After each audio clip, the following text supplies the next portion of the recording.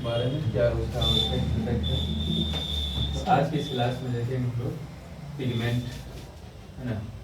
Pigment का बहुत महत्वपूर्ण रोल है प्रकाश संश्लेषण में। पिगमेंट क्या होता है? Pigments are chemical substances that have ability to absorb light at specific wavelength.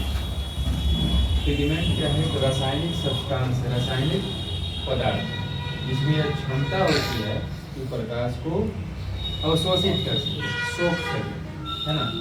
जैसे डायग्राम में हम लोग बताया गया, इसके अंदर क्लोरोप्लास्ट के अंदर हाइलाक्वाइड है, हाइलाक्वाइड स्ट्रोमा लेंस से जुड़ा हुआ रहता है। इसी में पिगमेंट वगैरह पाया जाता है ना। इसके मेम्ब्रेन में हाइलाक्वाइड के मेम्ब्रेन पर पिगमेंट पाया जाता है। इसका काम है प्रकाश को अवशोषित करना। तो pigments are chemical substances that have ability to absorb light at specific wavelength. खास तरंगदैर्घ्य पर प्रकाश को अवशोषित करने का क्षमता होता है इसके पास, पिगमेंट के पास। पिगमेंट वह रासायनिक पदार्थ है जिसके पास ये क्षमता होता है कि खास वेवलेंथ पर प्रकाश को अवशोषित कर सके, है ना। प्रकाश का अलग अलग वेवलेंथ होता है। जैसे हम लोग को विजिबल रीजन में जो हम लोग का लाइट होता है 400 से 700 नैनोमीटर का, है ना, वेवलेंथ के लाइट को विजुअल लाइट करते हैं। हम लोग जो आंखों से देखते हैं, इंफ्रारेड है, अल्ट्रावायलेट रेडिएशन, ये सब ज़्यादा करंट दैर्घ्य का होता है ना, जो हमारे लिए हार्मफुल है। तो पिगमेंट्स क्या है? वह केमिकल सब्सटेंस है, वह रासायनिक पदार्थ है जिसमें यह क्षमता होती है, या फिर साधारण भाषा में कह सकते हैं कि वह रासायनिक पदार्थ है जो प्रकाश को अवशोषित करता है। तो क्लोरोफिल में, क्लोरोफिल पिगमेंट जो है कितने प्रकार का होता है? टाइप्स ऑफ पिगमेंट, है ना। Chlorophyll A, chlorophyll B, carotene, xanthophyll, ये सब पिगमेंट का प्रकार। टाइप्स ऑफ पिगमेंट वर्णक का प्रकार है। Chlorophyll A, chlorophyll B, carotene, xanthophyll. इसका कलर कैसा होता है? इसी को तो पिगमेंट के कारण पत्तियों का कलर अलग अलग हम लोग को दिखाई देता है। जनरली ज़्यादा अगर क्लोरोफिल है तो वो हरा दिखाई देता है ना। उसी में कैरोटीन की मात्रा ज़्यादा है तो वो येलो दिखाई देगा, येलो से ऑरेंज दिखाई देता है पत्ती वगैरह का जो कलर होता है। जैंथोफिल है तो वो येलो दिखाई देता है पत्ता जो है ना। तो कुछ मात्रा में उसमें क्लोरोफिल भी होगा, कुछ मात्रा में कहीं पर ज़्यादा जैंथोफिल होगा। लेकिन जहाँ पर क्लोरोफिल होगा प्रकाश संश्लेषण की प्रक्रिया होगी। तो क्लोरोफिल ए का कलर कैसा होता है? ब्राइट, चमकीला या ब्लू ग्रीन, है ना, नीला हरा। क्लोरोफिल बी का कलर कैसा होता है? येलो ग्रीन, येलो ग्रीन, पीला हरा। कैरोटीन का कलर कैसा होता है? Yellow to yellow orange. और जैंथोफिल का कलर कैसा होता है? पीला कलर होता है। तो ये हो गया पिगमेंट जो प्रकाश को अवशोषित करने का काम करता है। किसमें? हाइलाक्वाइड के अंदर। तो अब हम लोग देखते हैं लाइट रिएक्शन और फोटोकेमिकल फेज। दो मेन इसमें पढ़ना है हम लोग को, लाइट रिएक्शन और डार्क रिएक्शन। कल इसके बारे में पढ़े थे, लाइट रिएक्शन और डार्क रिएक्शन। लाइट रिएक्शन क्या होता है? जो लाइट की उपस्थिति में होता है। लाइट रिएक्शन से क्या क्या प्रोडक्ट बनता है? एटीपी और NADPH। इस प्रोडक्ट का उपयोग करके डार्क रिएक्शन में ग्लूकोज का निर्माण होता है। तो फिर से हम लोग देखते हैं लाइट रिएक्शन क्या है। लाइट रिएक्शन में क्या क्या होता है इसी सब के बारे में पढ़ना है। Light reaction include trapping of light. Light reaction में क्या होगा? प्रकाश का अवशोषण होगा। स्प्लिटिंग ऑफ वाटर, जल को यहाँ पर तोड़ा जाएगा, जल का विघटन होता है। सब नेक्स्ट क्लास, आने वाली क्लास में देखेंगे हम लोग। रिलीज ऑफ ऑक्सीजन, और ऑक्सीजन रिलीज होता है। And formation of ATP and NADPH। Light reaction में ये निम्नलिखित चरण सम्मिलित है ना। ट्रैपिंग ऑफ लाइट, प्रकाश का अवशोषण करना, ट्रैप करना। स्प्लिटिंग ऑफ वाटर, जल का विघटन। रिलीज ऑफ ऑक्सीजन, ऑक्सीजन का रिलीज होना। वाटर यहाँ पर इसको तोड़ा जाएगा। बोले थे कि इसमें जो ऑक्सीजन रिलीज होता है प्रकाश संश्लेषण की प्रक्रिया में, वो CO2 से आता है कि H2O से आता है? किससे आता है? H2O से आता है ना, तो स्प्लिटिंग ऑफ वाटर विघटन होगा। H2O है यहाँ पर, H2O H plus OH minus में टूटता है ना। तो एटीपी रिलीज होगा, release of oxygen, formation of ATP and NADP। उसके बाद हम लोग नेक्स्ट लेते हैं लाइट हार्वेस्टिंग कॉम्प्लेक्स। ये क्या है? ये भी पिगमेंट का ही समूह होता है। इतना जो हम लोग पिगमेंट देखे हैं, पिगमेंट का प्रकार chlorophyll A, B, carotene, xanthophyll, ये सब आपस में एक जगह है ना इकट्ठा होकर लाइट हार्वेस्टिंग कॉम्प्लेक्स का निर्माण करता है, जो प्रकाश को अवशोषित कर सके। तो लाइट हार्वेस्टिंग कॉम्प्लेक्स है क्या? शॉर्ट फॉर्म है इसका LHC। Light harvesting complex are group of pigment, वर्णकों का ही समूह होता है। Light harvesting complex are group of pigment, pigment का ही समूह होता है। It is organise into two group, यह दो समूहों में संगठित होता है। जैसे डायग्राम के द्वारा अगर दिखाया जाए इसको,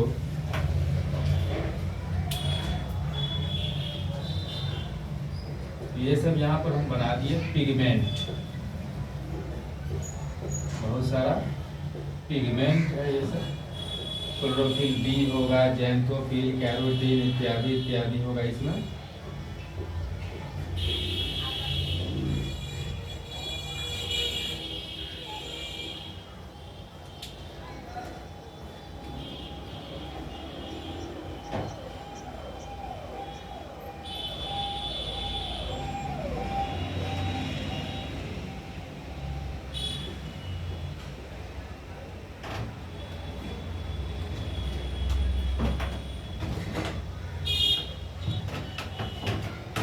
तो इसको पूरे को क्या कहेंगे हम लोग?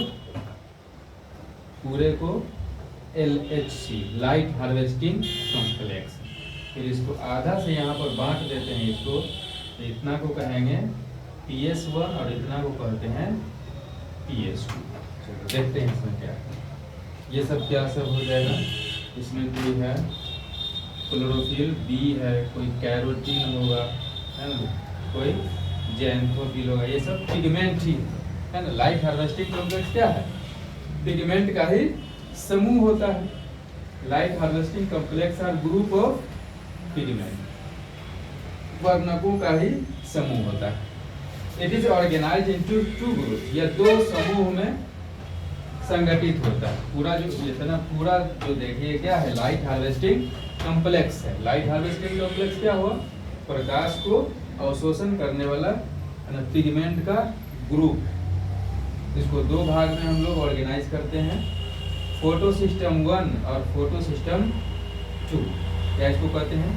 P4 फोटो, यहाँ S से लिया है, फोटो सिस्टम PS1 और PS2, फोटो सिस्टम 1 और फोटो सिस्टम 2। यहाँ पर नाम इसलिए दिया गया है, ये फोटो सिस्टम का खोज पहले हुआ था PS1 का, और PS2 का खोज बाद में हुआ था, इसलिए इसको कहा जाता है। ऐसा नहीं कि पहले ये काम करता है और बाद में वो काम करता है, दोनों साथ में काम करता है। फोटो सिस्टम 1 और फोटो सिस्टम 2 पूरा एक जितना भी पिगमेंट है सभी को एकीकृत रूप से पहले कहेंगे लाइट हार्वेस्टिंग कॉम्प्लेक्स।